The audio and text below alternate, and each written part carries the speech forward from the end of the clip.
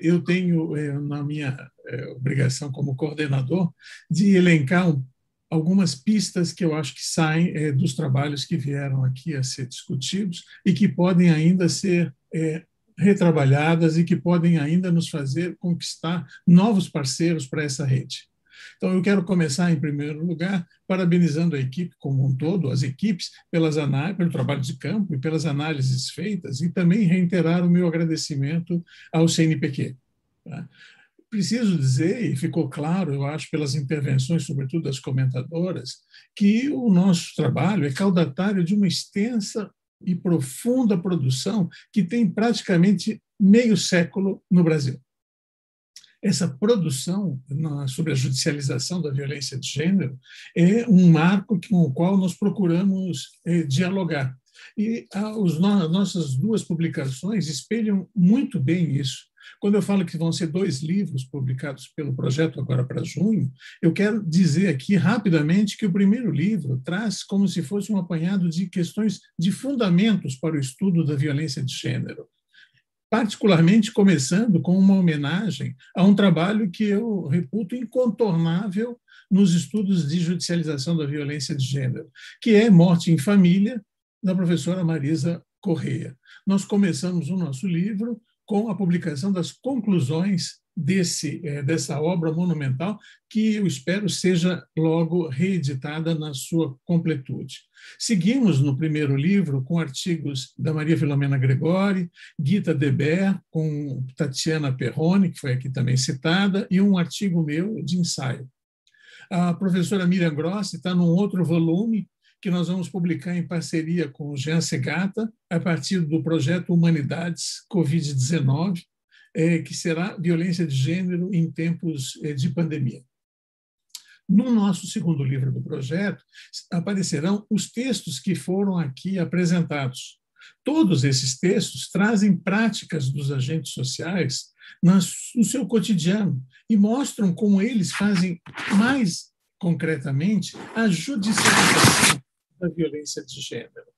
Aliás, é preciso dizer que as perguntas, e eu agradeço muito as perguntas e comentários que vieram via chat do YouTube, porque elas vão ser transferidas para as autoras, autores, para a finalização desses textos do nosso segundo livro. Enfim, resumindo então essa primeira parte, eu queria dizer que para nós a judicialização ela é caudatária de um conjunto de estudos muito amplos que vêm sendo feitos no Brasil. E também que nós não entendemos a judicialização e a centralidade, vamos chamar assim, do judiciário na vida contemporânea brasileira apenas como uma espécie de contexto. Nós entendemos que a judicialização das relações sociais é muito mais que isso, ela é uma matriz de inteligibilidade na qual os eventos, os atores e as práticas se configuram. Então, ele não é apenas um contexto onde os atores entram para agir, mas é uma conformação e dá inteligibilidade às próprias práticas da judicialização. E, quando falamos em judicialização, nós estamos pensando num amplo e complexo conjunto de questões que animam e nos interpelam, como foi visto aqui, questões teóricas, políticas e éticas também. Aliás, o estudo, na verdade, sobre o objeto de intervenção da judicialização, chamada violência, a própria definição da vítima, a construção desse intolerável da vida social, a responsabilização individual, quando se trata do direito penal, ou coletiva e política estrutural, são temas que estão cruzados constantemente nas nossas etnografias e no nosso trabalho. Enfim, os resultados alcançados por cada equipe mostram que estamos, do meu ponto de vista, talvez até exagerando um pouco, em direção a um novo patamar dos estudos sobre a judicialização da violência de gênero. Eu gostaria de elencar aqui um conjunto de pistas que me parece que provém dessas etnografias e das análises que foram aqui apresentadas. Eu chamaria o conjunto dessas análises, o conjunto dessas etnografias, o conjunto das dúvidas lançadas e das análises empreendidas como uma metáfora dupla entre alavanca e arena. De um lado, a judicialização da violência de gênero apresenta-se com um valor instrumental para a mudança social, ou seja, uma alavanca. São os chamados ganhos jurídicos, a politização da justiça, o acesso à justiça, o reconhecimento institucional. É a judicialização vista como alavanca. De outro, a judicialização da violência de gênero apresenta-se nas práticas observadas em campo, na sua dinâmica, e configuram locos de disputas de modelos de socialidade de gênero. Ou seja, são uma arena em que questões de gênero, direitos, família se cruzam e renascem, tornando-se novamente um espaço, de disputa. Eu vejo, então, a partir dessa colocação entre arena e alavanca, eu vejo que há 4 grandes eixos para a nossa continuidade das pesquisas. O primeiro é rever o lugar do Estado das políticas públicas. Segundo é problematizar o próprio objeto da intervenção nos casos de violência de gênero, começando pela própria ideia de violência e sua tradução em crime. Um terceiro é a reflexão sobre os limites e possibilidades da judicialização e o lugar que vem ocupando as práticas alternativas. E, por fim, questões mais amplas sobre sujeito, normatividade e vitimização. Não vou desenvolver todo esse cartel detalhadamente, apenas gostaria de pontuar que são 4 elementos e falar rapidamente sobre cada um deles. O primeiro é a ideia da desontologização do Estado.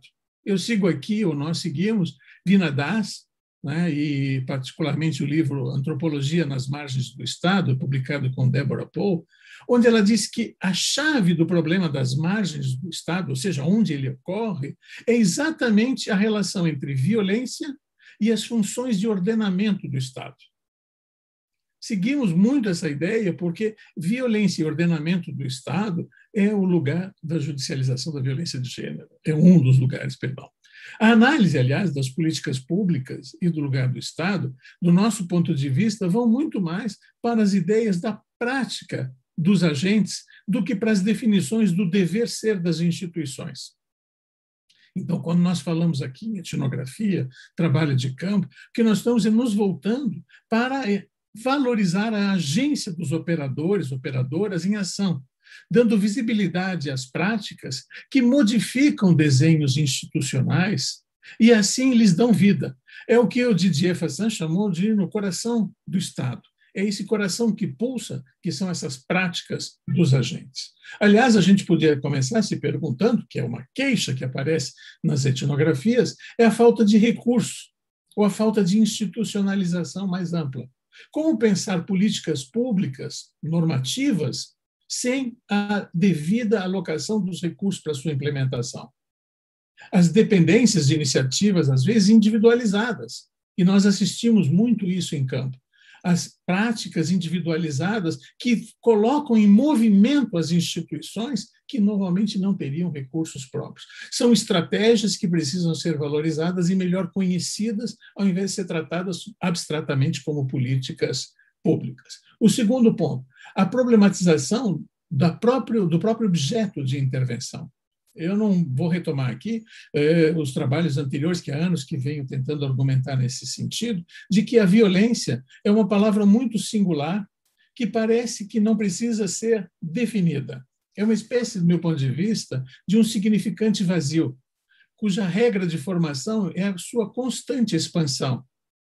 Para mim, e esse é um ponto que eu gostaria de convocar ainda para debate, é que a violência é uma categoria descritivo-qualificadora, que emerge de avaliação social sobre comportamentos e que varia histórica e socialmente. É uma espécie de valor instável que é alocado, ora em um lugar, ora em outro lugar, conforme essas avaliações atravessadas por compositores morais. Aliás, a própria Vina Das, num outro texto, escreveu também o quanto a etnografia mostrava que o conceito de violência é instável. Aliás, a própria instabilidade ou variabilidade do conceito de violência é crucial para a análise e para a visibilização dos mundos sociais e as desigualdades, que ora classificam um ato como violento, ora não o classificam como violento.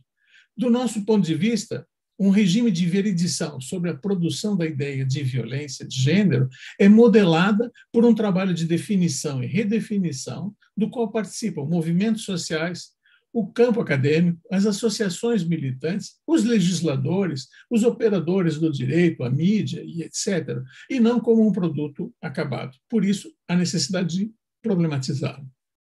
Terceiro, o terceiro ponto, o terceiro eixo seria esse dos limites e possibilidades da judicialização e das práticas alternativas.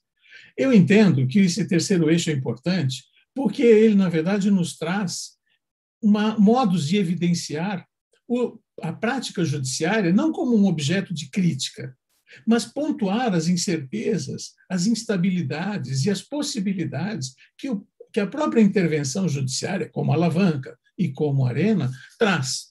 Não é possível aqui voltar sobre todas as discussões da antropologia jurídica. Eu quero apenas retomar a ideia de que existe um ativismo judiciário e que esse ativismo precisa ser melhor conhecido, não no abstrato como movimento social, mas no concreto, procurando ver como ele se transformou, eles transformaram dispositivos de intervenção, como os juizados especiais, ou como as intervenções de justiça restaurativa, em uma caixa preta, que, do meu ponto de vista, precisam ser abertos e ver como eles estão funcionando. Aliás, um parêntese nesse ponto, é a ideia de que nós estamos confundindo, do meu ponto de vista, duas noções. Judicialização, que vem de judiciário, e juridificação, que vem do jurídico. Nós temos no Brasil uma expansão da juridificação, mas não necessariamente uma expansão da judicialização. Por vezes, pelo menos, isso não acontece como nós esperamos institucionalmente. Dou pelo menos um exemplo, foi citado aqui, está nas etnografias do projeto, é a ação incondicionada, de um lado, para os casos tipificados pela Lei Maria da Penha, e outro, essa suspensão condicional do processo, ou audiências de informação, ou audiências de ratificação. São fórmulas e estratégias com que o judiciário tenta também dar conta do conjunto de demandas que vem pela judicialização, que é, mais tipicamente, o deslocamento em direção aos tribunais. Aliás, vale sobre esse aspecto da judicialização e os seus limites, lembrar que nós estamos falando, na verdade, de resistências e de resistências do judiciário. Eu sou bastante crítico a essa ideia de resistência, porque entrevistando magistrados, acompanhando o trabalho cotidiano dos magistrados, entrevistando policiais, eu vejo que essa etnografia rica que foi aqui apresentada, ela nos mostra uma complexidade maior do que uma categoria genérica de resistência, ou seja, de não aceitação. Ela é verdadeira, ela existe essa resistência, mas ela não é o momento atual hegemônico. Eu tenho a impressão que vale aqui a pena abrirmos um outro capítulo, que é um capítulo sobre essa ideia de o que é que nós estamos chamando de resistência jurídica. Faço questão de falar aqui, pelo menos, do livro da Victoria Vanneau, que estudou violência de gênero, violência conjugal, como ela chama, na França, do século XIX e século XX, até o XXI. E ela mostrou como, no século XIX, onde os homens tinham, inclusive, legalmente o direito de reprimenda às mulheres, às suas cônjuges, como os juízes condenavam também, no século XIX, a violência contra as mulheres. Então, não há um automatismo de dizer que existe como se fosse uma continuidade de um patriarcado e como se essas marcas fossem tão estáveis e logo transportadas para o mundo jurídico. Eu acho que é o contrário, então vale a pena abrir a caixa preta da resistência do judiciário. E acho que, como as etnografias aqui mostraram, as próprias instituições e a proliferação de instituições estão mostrando há alguma coisa que está em mudança.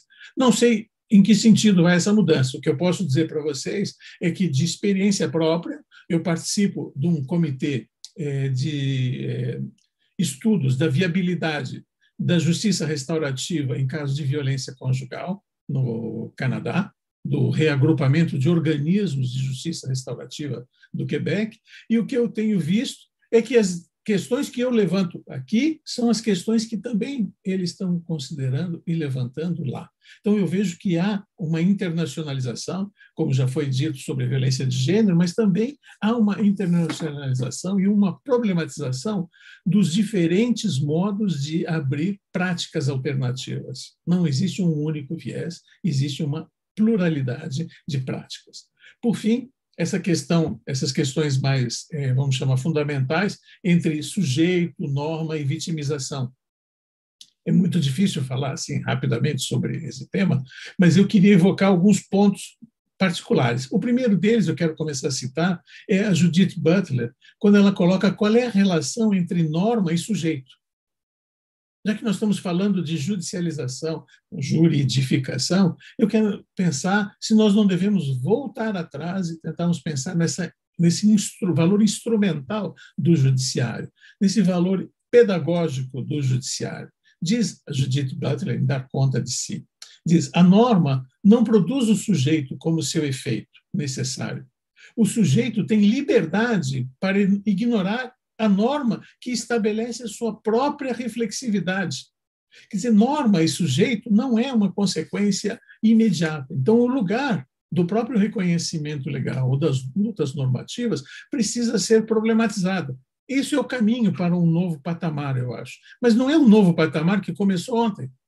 Os trabalhos da Miriam Gross, da Maria Filomena Gregório, que já tem 30 anos, mostram exatamente a necessidade de reproblematizarmos tanto a polaridade penal entre vítima e agressor, quanto a própria condição da vítima. Nesse sentido, e em diálogo com Yannick Barth, que nós publicamos um artigo no livro Políticas Etnográficas no Campo da Moral, ele faz uma espécie de grande ensaio sobre o que seria uma sociologia da vitimização, está no nosso livro, está disponível no site do Leves, Políticas Etnográficas no Campo da Moral, um livro que eu organizei junto com Jean Segata. Ele fala, e é isso que eu acho importante lembrar aqui, é que se trata, quando se fala em vitimização, de um processo coletivo, que depende, inclusive, de uma performance da vítima frente às instituições. Então, que não é apenas uma situação de sim ou não houve uma vitimização, mas depende também de uma performance, depende de uma atitude relacional frente às instituições. E isso implica num processo de autorreflexividade ou de reflexividade da própria vítima, que pode se aceitar ou não como vítima, ou pode reivindicar isso. Aliás, o processo de vitimização implica também, como foi comentado aqui, num processo de responsabilização. O processo de responsabilização é também construção. Portanto, ele não está exatamente ligado à ideia de sim, houve um ato, como uma foto, e esse foto foi transformado, então, em uma vitimização. Vale a pena destacar aqui uma inovação que eu acho que traz o trabalho do Yannick Barth, que, do meu ponto de vista, nos ajuda a pensar a vitimização, que é dar atenção analítica aos próprios agentes vitimizadores, não os vitimadores, mas aos vitimizadores, aqueles que são os vozeiros, os porta-vozes, aqueles que estão em contato com as vítimas e os seus sofrimentos. Os advogados, os psicólogos, os médicos, os movimentos sociais, os serviços públicos, eles são vozeiros também, que criam essa ideia de uma vítima socialmente aceita. Eu acho que o mesmo vale para a ideia da problematização sobre a responsabilidade. Quando nós falamos aqui em trabalhos, e nós temos aqui um conjunto importante de trabalhos sobre grupos reflexivos, a ideia da responsabilização ou da responsabilidade precisa ser pensada também à luz de um certo individualismo, que seria a responsabilidade individual sobre o ato. E tratarmos disso, como foi comentado, inclusive, por uma perspectiva de gênero relacional, que trouxesse esse aspecto coletivo, estrutural da assimetria de gênero. E, portanto, não se satisfizesse com essa polaridade entre vítima e agressor.